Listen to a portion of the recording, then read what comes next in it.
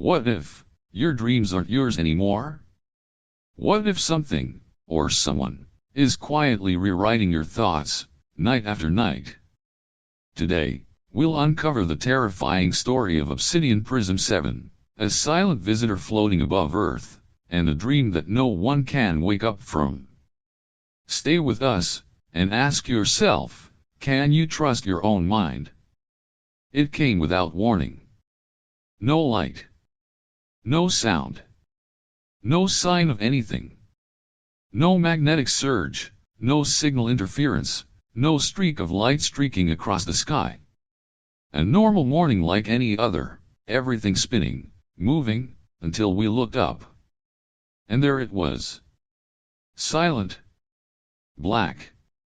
A perfect prism suspended in orbit, as if it had always been there and no one had ever noticed. They called it Obsidian Prism-7. A name that sounded scientific and objective. But everyone knew that name was just a thin veil to hide fear. Something that had a name, that we could call it, that we could write about in reports, that we could mention without having to admit that we had absolutely no idea what it was. The prism reflected no light. No signal. As the sunlight passed through it, something strange happened. The light seemed to dissipate, sucked into a bottomless void. Its surface was smooth and pitch black, as if someone had cut a block of space, removing all the familiar laws of physics. No scratches. No crooked edges. Perfect to the point of absurdity. On the ground, people were seething. Experts were debating on television. People were pouring into the streets. Rumors were flying everywhere. Some said it was a spaceship, others said it was a weapon, some even believed it was a divine omen. But no matter the theory, everyone felt the same thing in the air, a strange, heavy silence, as if the world were holding its breath, waiting for something to come next. As for me, I just stood there watching it from above. I was posted to Vanguard Station, a cold hunk of steel floating in space, suspended high above the Earth. Down below, people were trying to put a name to fear. Up here, everything was so quiet I could hear my own heartbeat. Vanguard Station was a place devoid of extraneous sounds. The steady hum of machinery. The hallways were long and cold, metal. There were no loud arguments, no jostling people. Just the mechanical noise and one's own breathing echoed in the recycled air. And out the window. Op-7 is silent, motionless. Not spinning, not drifting. It doesn't need to move, doesn't need to send out signals to announce its presence. Its very existence is the clearest message. A giant question hanging over humanity, waiting for someone brave enough to look it straight in the eye and admit that they don't have the answer. I spent hours just standing in front of that window. Watching it. Watching the way it watched me. Gradually, I got the feeling it wasn't a visitor to Earth. But it was the host, quietly waiting for us to be curious enough to look up. The universe out there is empty, cold, and so silent that you can almost hear your own heartbeat echoing through the void. I've gotten used to the silence. Since leaving Earth for Vanguard Station, silence has been my only companion. Down below, the world was screaming. The little people below ground were spinning in chaos, protests, news, conspiracy theories, panic, and blame. All spinning as if the fear could be controlled by talking about it as much as possible. Here, on the Vanguard, no one shouted. No one spoke loudly. Only the steady hum of the air regenerator. Footsteps echoed through the long hallways. Cold metal under my palms as I unconsciously passed by the steel walls. Vanguard Station was like a slab of rock suspended in the void, completely cut off from what was happening below. No emotion. No excess. We were sent here to observe. To record. To learn about that strange object, Op-7. But strangely enough, the longer I observed, the more I realized that I was the one being observed. Every morning, when I stand before the station's large glass windows, looking out into space, Op-7 is still there. Motionless. Not orbiting like a satellite. Not retreating like a lost celestial body. Just quietly, hanging in space, almost as if it doesn't belong here, and has no intention of leaving. Its surface was a solid black mirror, no light escaped, no signal was reflected. Like a pair of eyes without pupils, looking straight at everything, unblinking. I began to realize something, the distance between me and it was an illusion. Even though we were hundreds of miles away, I felt like it was right in front of me, looking through the glass, through the steel, through all the walls and layers of data we had collected, back at me. Every step in the hallway, every time I looked up from the measuring device, I felt like I was being recorded. The devices around him, the numbers on the screens, the lifeless reports, everything was standard, but something was out of place. A feeling of waiting, of eerie silence. And I began to wonder. Wasn't the Vanguard Station an observation post? Were we put here, not to spy on it, but so it could spy on us? At first, it was just a few scattered stories. A few news reports, mixed in with the chaos of the news on the ground. People talked about strange dreams. Some said they couldn't sleep. Others woke up with a feeling that something had just crossed their minds, vague, elusive, but enough to send a chill down their spine. We at Vanguard simply noted. This data was not initially prioritized for analysis. Perhaps because it was not scientifically sound. Who can verify dreams? But then, those stories were no longer isolated. Day by day, the number of people reporting the same dream increased. It was no longer limited to one area. It was no longer a small group. The locations, the cultures, the languages, everything was different, but the content was strangely similar. Another world.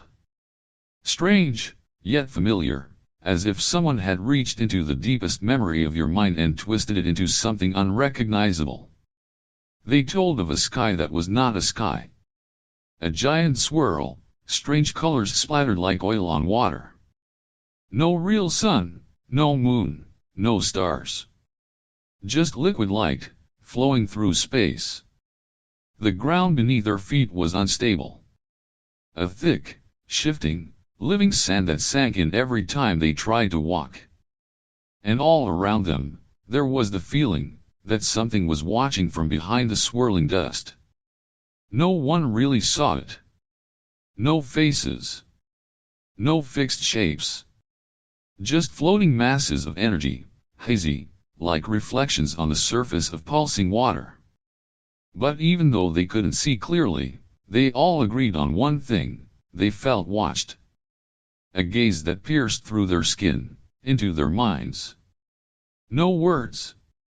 No sounds. Just a feeling, as if their very thoughts were no longer their own. When sleep research centers began to compile the data, what stopped us was not the number of people affected. It was the terrifying uniformity across all the descriptions. Dreams do not vary from person to person. They are like a program that repeats itself over and over again, reproducing the same scene, the same atmosphere, the same nameless fear. I read those reports every day, each word starting to sink deeper into my mind. The strange thing is, I never dreamed of it. I and the rest of the Vanguard seemed to be outside that nightmare. Maybe it was the distance from Earth. Maybe it was because here, the sky had no clouds, no swirls of color. But that didn't make me feel any better. On the contrary, it was as if we were isolated not to avoid the dream, but to be able to observe more clearly how it penetrated the world below. And in those moments alone in front of the glass door, As I looked at Op-7 hanging silently out there, I began to realize something. There was an uncanny resemblance between the images of the entities in the dream and the black prism itself. Not the form, but the feeling. A feeling of being seen through, analyzed, stripped away layer by layer without being able to resist. We're here to study Op-7. But more and more, I get the feeling that it's examining the human mind, bit by bit. And dreams are just the first window it opens. We can no longer ignore what is happening. The control room on Vanguard Station, accustomed only to the clatter of keyboards and the quiet hum of systems, was now heavier than ever. Everyone on the team was there.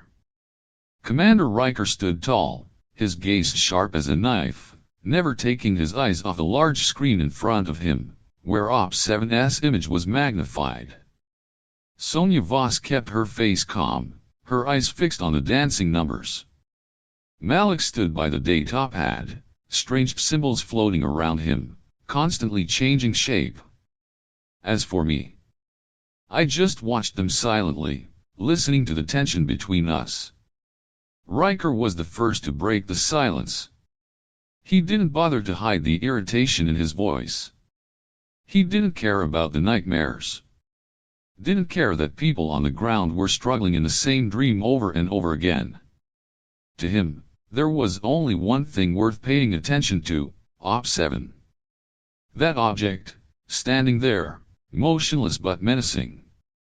A threat that was clear, tangible, requiring no explanation.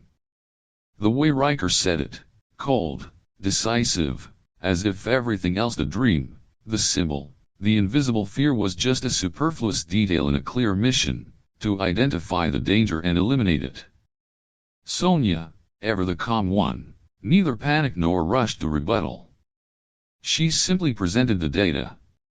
The signals from the Op-7 were real.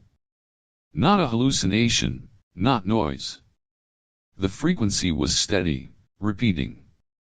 And it was emitting something. Malik was different. He didn't look at the Op-7. His eyes were glued to the icons floating on the screen. The computer system scanned, and the strange patterns kept repeating. Not ordinary radio waves, not radio signals, but images, structures. A language built of symbols instead of letters. Malik calls it pattern.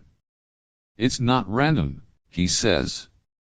These symbols have a pattern, an order, they can't be random.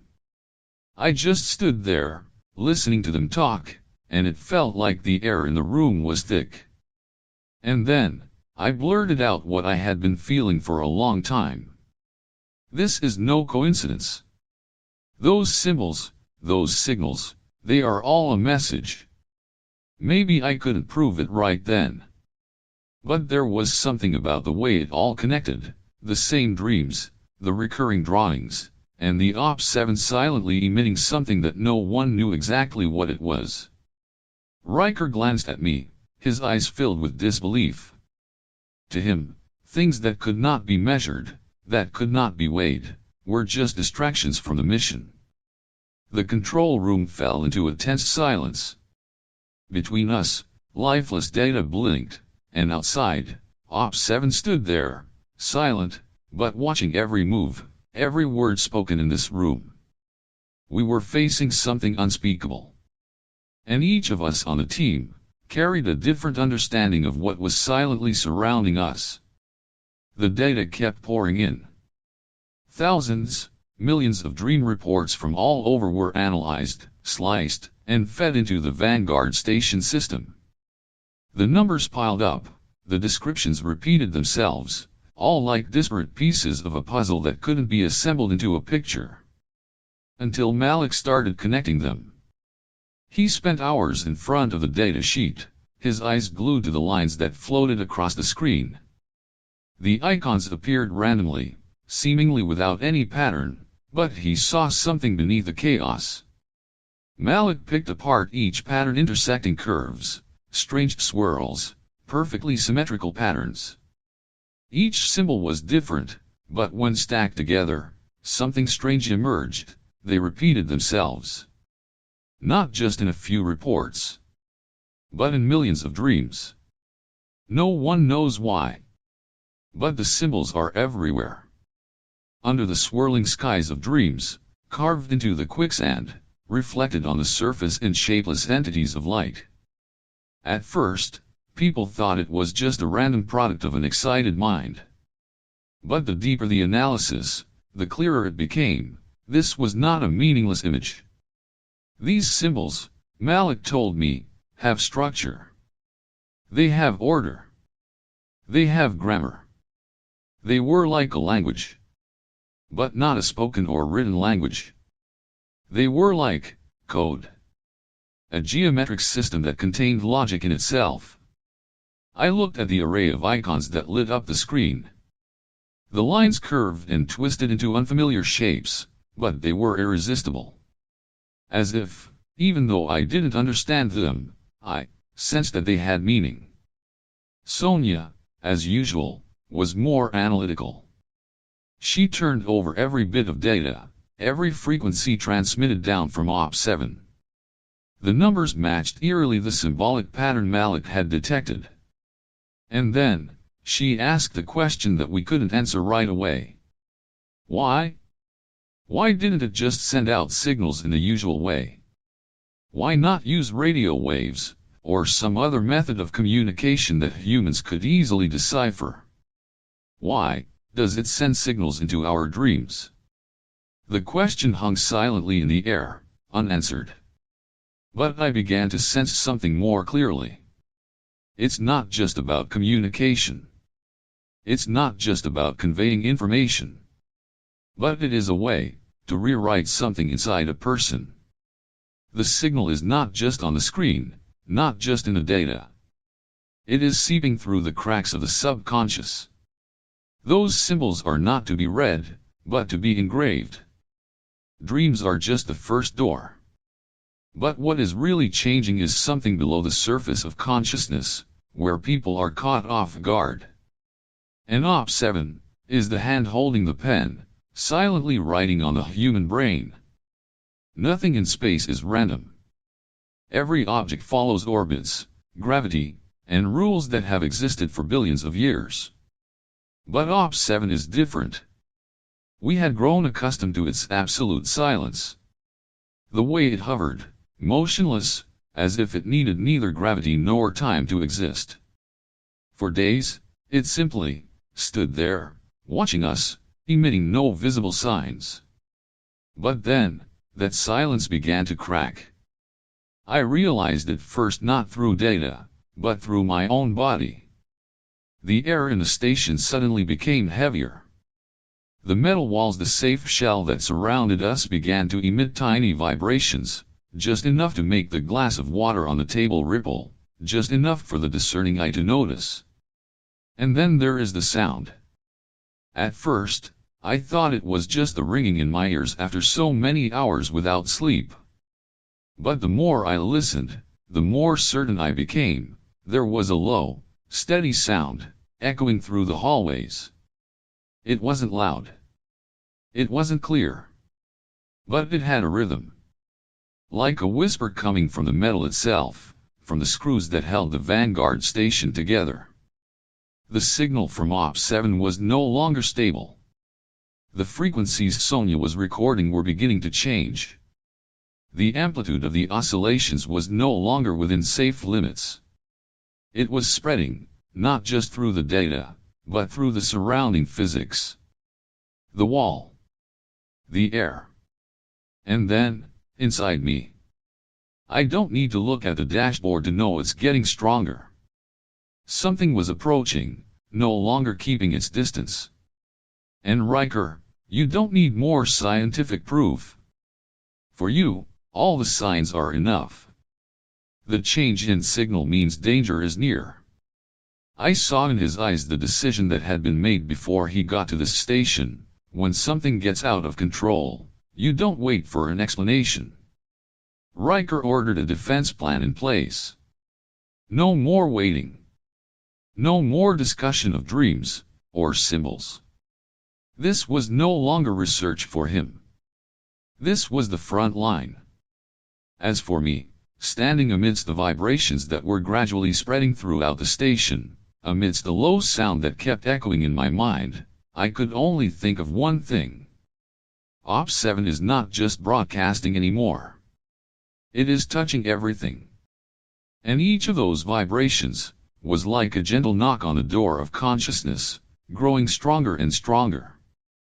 The Earth is sinking into a long coma. We from Vanguard Station could only observe through streams of data sent back, chaotic news, weak signals from underground research centers. At first, they called it a phenomenon, a temporary side effect, then a sleep disorder. And eventually, the name stuck, dream sickness. Hospitals are overwhelmed. People are pouring into psychiatric clinics, suffering from insomnia, behavioral disorders. But the strangest thing is that the people who sleep deeply, they don't wake up the same way. They sleepwalk with their eyes open. They walk around mindlessly in the night. They repeat meaningless symbols on the walls, on their skin. And when they wake up, their eyes are empty, as if most of them are still trapped somewhere in a dream. Sonia, as usual, kept track of everything in numbers. She compiled brain scan results, measures of neural activity. And they all point to the same thing. The human brain is being reprogrammed. Areas that were only active during dreams now began to fire even when awake. New neural connections formed quickly, repeating exactly the same pattern. No signs of biological damage. No viruses. No toxins. Just a restructuring process. Sonia calls it a disease. A kind of infection of consciousness, spread from person to person through memories and images. A disease that doesn't need a host to transmit it just needs people to sleep. But I looked at the flashing numbers, the stacked charts, and I knew, this was not disease as humanity had ever known it. Disease is something that needs to be eliminated. It is a system error that needs to be fixed. But this is like an update. A transformation. The recurring symbols in dreams are no longer just meaningless lines. They are engraved in every brain, every subconscious. No one can resist it, because it does not attack. It adapts. I thought of Ops-7 floating out there. Still silent. Still not moving. But it seemed to be vibrating in sync with the brain rhythms of billions of people down there. No need for weapons. No need for war. Just plant a dream, and wait. There are moments when you know for sure, there is no turning back. We had watched long enough. We had taken enough measurements, we had drawn enough charts. We had watched the world below slowly sink into a state of half-awakeness. The signals from Ops-7 grew stronger by the day. Dreams were no longer just dreams. Human brains were changing, and we, the silent observers from Vanguard Station, knew we could no longer stay out of the vortex. I looked at Riker. His face remained cold, his eyes sharp as a knife, ready to cut through anything beyond his control. He did not accept what could not be measured, could not be explained by standard procedures. But this is no time for skepticism. I present the plan. No beating around the bush. Connects directly to the Ops-7 signal. Using the station's neural interface technology, a tool that was originally only used to intervene deep into sleep, into the brain, but this time, not to observe, but to communicate. No more remote analysis. No more waiting for data. I want to go inside, to touch the source of the symbols that are repeating themselves in the human subconscious. I knew, the moment I said that intention, the atmosphere in the control room immediately changed. Riker objected, of course. To him, it was reckless, almost suicidal. We didn't know what Ops-7 really was. didn't know what the signal was doing to the human mind. Direct connection was like giving ourselves over to something we couldn't understand. Sonia hesitated. Malik was silent, his eyes fixed on the symbols that continued to spin on the screen. But I know clearly, waiting is no longer an option. We have let Ops-7 sow the dream for too long. The question is no longer what does it want, but what has it done to us? I need to walk through that door. Not through a screen. Not through numbers. In person. Even though I know that there may be no way back. I'm not sure there's ever been a moment that could prepare me for this. In front of me, the neural interface had been rewired, wires tangled like a metal spiderweb, indicator lights flashing steadily. A device designed to tap into the human subconscious now, it was transformed to connect with something not of this world.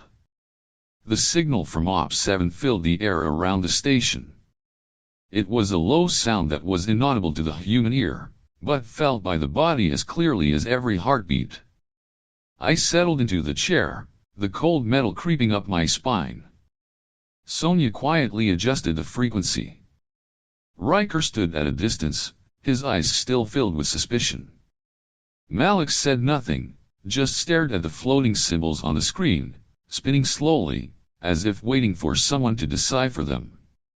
A nod, and the system starts up. The world around me began to blur. The outlines of Vanguard Station melted, blurred, until all that remained was light and a vibration echoing from somewhere deep in my brain. I fell into the void. There was no beginning. There was no gravity. Just swirling vortices of light, nameless colors, swirling like a twisted galaxy. And then, the ground appeared. Not real ground. A strange desert, where the sand was more than just sand. It moved, flowing beneath his feet, as if it had a mind of its own. Overhead, the sky was not the sky, a swirl of oil, shimmering with unnameable colors. I recognized this scene. Have read hundreds, thousands of reports describing it exactly. I am standing in a very dream that has haunted all of humanity. But this is not a dream.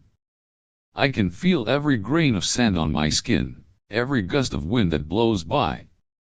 There is no boundary between consciousness and reality. And then, they appeared. Formless entities.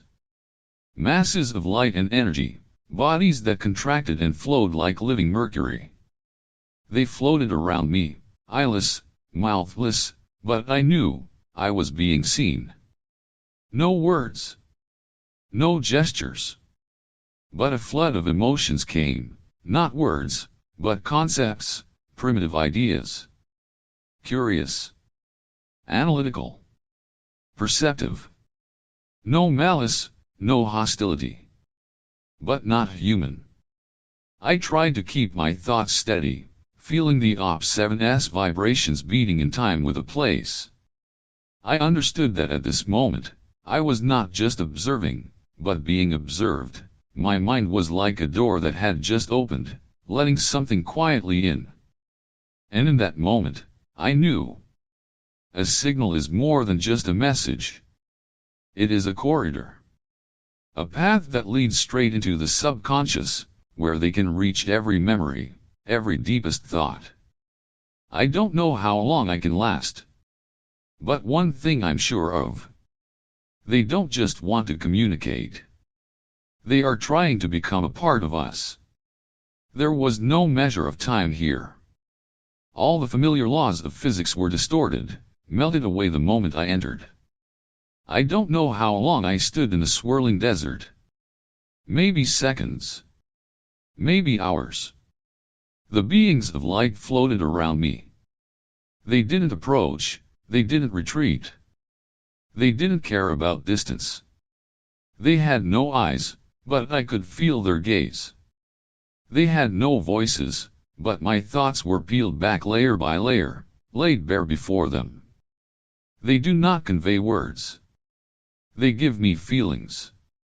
A flood of data poured in.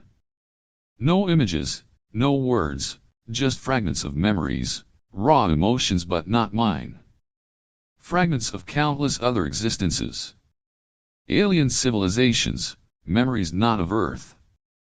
In a flash, I saw deep-sea cities, the soft glow of unnamed creatures. I saw metallic forests, where the trees emitted magnetic fields, communicating with pulses of electric waves. I saw desolate lands where the sky was a web of ever-shifting light. But all of these scenes have one thing in common. They are all ruins. No life. Only memories remain. I began to understand. The symbols Malik discovered weren't just messages. They were codes. A language not for communication, but for storage. The signal from Op-7 doesn't just affect human dreams. It's touching the very roots of consciousness, peeling away every memory, every thought, every smallest part that makes up the self. Like, we're a kind of data. A type of resource. Op-7 is not an observer. It is a collector. An endless archive, where every civilization it encounters is recorded, not by technology, but by the very consciousness of the beings that once existed. And now, it's our turn. The recurring dreams, the symbols etched into the brain, are just the beginning. A slow process of assimilation. No coercion, no physical invasion. Just planting memories, adjusting consciousness, then gradually, absorbing. I feel it more clearly than ever, humanity is being backed up into that giant memory. We are no longer separate individuals. Slowly, piece by piece, each memory, each fear, each joy, all are being peeled away, dissolved into an invisible sea of information, where there is no self, no past, no future. And the Op-7 hangs out there quietly, simply doing its job. It has done this to hundreds, thousands of worlds before. And now, we are just a next target. No malice intended. Just a mechanism that continues to operate as it has for millennia. A machine that harvests the best of every civilization. And humanity, now, is just a stream of data being recorded. I don't know the exact moment that process began. Maybe from the moment I entered the dreamscape. Maybe from before that, from the first moment we looked up at Op-7 hanging silently in orbit. But now, I feel it clearly. I am falling apart. Not the body. The mind. Familiar memories, the pieces that make up my being seem to be stretched, separated thread by thread, merging into the invisible sea of data that swirled around me. I tried to hold on to some image, some private memory, the face of an acquaintance, a voice, a fleeting scent. But everything seemed to be gradually erased, layer upon layer, fading like a painting washed away by water. All around me, the light entities still floated. Not approaching, not showing any intention. They had no need to do anything more. The process had begun long ago, it was just that I had just reached deep enough to feel each step clearly. I wanted to escape the dreamscape. I wanted to wake up, go back to my body, to the Vanguard Station. But a terrible thing happened. There is no turning back. My consciousness was no longer contained within my physical body. Part of it had been pulled out, merging into a web of other memories, endless and indistinguishable. I no longer knew which were my thoughts, and which were planted by Op-7. And down there, the Earth, I know it well, is also drifting along the same process. Recurring dreams are more than nightmares. They are bonds. Once people repeat them long enough, their memories become so synchronized that no individual can be identified.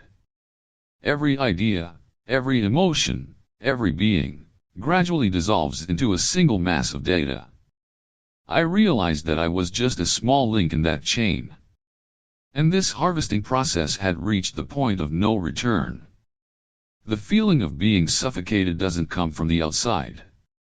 It comes from the inside, when I can no longer control myself. I want to scream. Want to keep something that is mine. But every thought, every memory, is slipping away. There is no way out. I don't know when I stop being myself.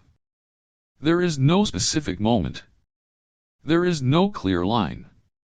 Just a feeling that fades, drifts, dissolves.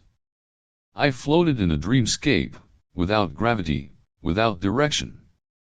The light beings passed by, untouched, unstoppable.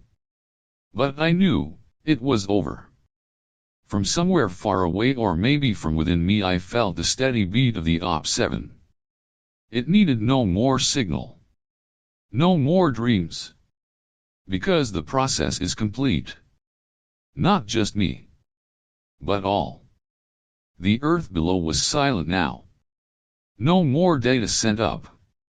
No more signals returned. No more reports of disturbances or abnormal biometrics. All sound was swallowed up. All consciousness has dissolved. I tried to remember Riker's face, Sonia's, Malik's. Tried to cling to any detail that remained. But it was all like images on water, carried away by the wind without a trace. Vanguard Station is now just an empty shell floating in space. An Op-7. It still hovers there, motionless as the first day. Unchanged. Unmoving. It recorded it all. No weapons needed. No war needed. No destruction needed. Just harvest. Human consciousness, every memory, every emotion, every civilization, is now just a series of data flowing silently in its infinite archive. No one realizes when they are being swallowed up. Because the process happens silently, through the very things we think are most familiar, dreams, memories, thoughts. Perhaps, it would continue to drift through the solar system, finding the next world. Quietly. Patiently. Repeating the cycle as it had done with countless other civilizations. And we, humans, will be nothing more than an invisible trace, preserved in the memory of an emotionless machine. No more voice. No one remembers. There was only silence that lasted forever. Maybe, we're not the ones watching the universe. Maybe, the universe is watching us. And maybe, it's already recording every thought you have. Do you think we're really awake? Or, are we all still dreaming? Tell me what you think in the comments below. If this story leaves you wondering, share it with someone who dares to question reality.